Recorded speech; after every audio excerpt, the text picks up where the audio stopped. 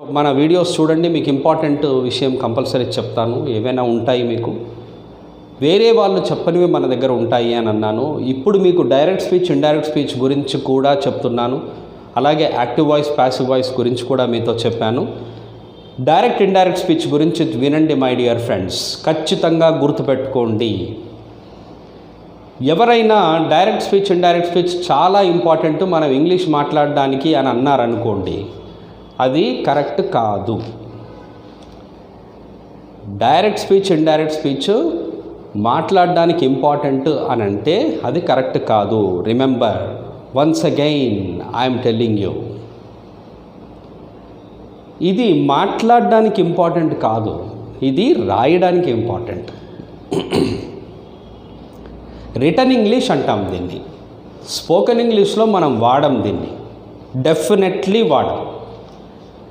Topic ఉంది, నేర్చుకోవాలి, తెలుసుకోవాలి. నేను అన్నాను తెలుసుకోవాలి, నేర్చుకోవాలి, పాటించాలి అని. తెలుసుకోవాలి, నేర్చుకోవాలి, కానీ పాటించడం, పాటించకపోవడం మీకే తెలుస్తుంది అది ఎంత పాటిస్తామో. మై డియర్, రిటన్ ఇంగ్లీష్ అంటే ఎగ్జామ్స్ రాసేటప్పుడు మాత్రమే డైరెక్ట్, ఇండైరెక్ట్ స్పీచ్ మనకు ఎగ్జామ్స్లో వస్తాయి. అవి వాటికి అక్కడ మాత్రమే మనం కన్ఫ్యూజ్ అవుతాం, ఎలా యూజ్ చేయాలి, ఎలా, ఏంటి డైరెక్ట్ స్పీచ్, ఏంటి ఇండైరెక్ట్ స్పీచ్ అని. కానీ మనం మాట్లాడేటప్పుడు మాత్రము డైరెక్ట్, ఇండైరెక్ట్ స్పీచ్ మనకు రాదు. ఆ రూల్స్ని మనం పాటిస్తే ఎదుటి వ్యక్తికి అర్థం కూడా కాదు. ఐ వెంట్ దేర్ యెస్టర్డే అనే విషయాన్ని he had been there previous day అనాలి. He had been there previous day అని. He had been there previous day అనేది ఎవరంటారో చూడండి. ఐ వెంట్ దేర్ యెస్టర్డే అనేది ఈజీగా ఉందా? He had been there previous day అనేది ఈజీగా ఉందా? హీ వెంట్ దేర్ యెస్టర్డే ఈజీగా ఉందా? మీకే తెలుస్తుంది, మీకే ఈజీగా మీకే అర్థమవుతుంది ఎంతవరకు మీరు యూజ్ చేస్తారు అన్నది. ఈ డెమోలో నేను చెప్తున్నాను my dear friends, direct, indirect స్పీచ్ని మనం ఎక్కువగా యూజ్ చేయము. అంటే యాక్చువల్గా మనము స్పోకెన్ ఇంగ్లీష్లో యూజ్ చేయము, రిటన్ ఇంగ్లీష్లో మాత్రమే యూజ్ చేస్తాం. అందుకనే మనకు స్పోకెన్ ఇంగ్లీష్, రిటన్ ఇంగ్లీష్ అని ఉన్నాయి. రిటన్ ఇంగ్లీష్ అంటే మనము రాయడంలో యూజ్ చేస్తాము, స్పోకెన్ ఇంగ్లీష్ అంటే మనం మాట్లాడడంలో యూజ్ చేస్తాం. Question marks, inverted commas, exclamation marks మనం ఇక్కడ యూజ్ చేస్తాము.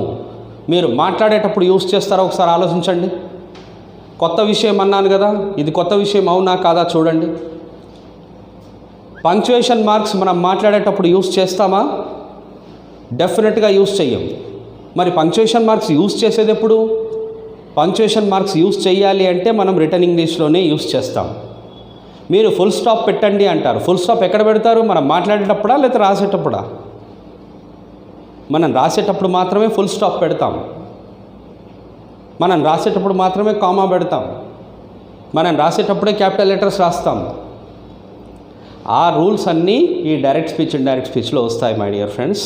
కాబట్టి గుర్తుపెట్టుకోండి, direct speech, indirect speech written ఇంగ్లీష్లో ఇంపార్టెంటే కానీ స్పోకెన్ ఇంగ్లీష్లో కాదు. కానీ మనం ఈ టాపిక్ని డిస్కస్ చేసుకుంటాము. అది యాప్లో క్లియర్గా, కంప్లీట్గా ఉంటుంది. డౌన్లోడ్ చేసుకొని అందులో మీరు కంప్లీట్ టాపిక్ని చూడండి. అవి ఎన్ని రకాల సెంటెన్సెస్ ఉన్నాయి, ఎలా యూజ్ చేస్తాము అన్నది. ఓకేనా?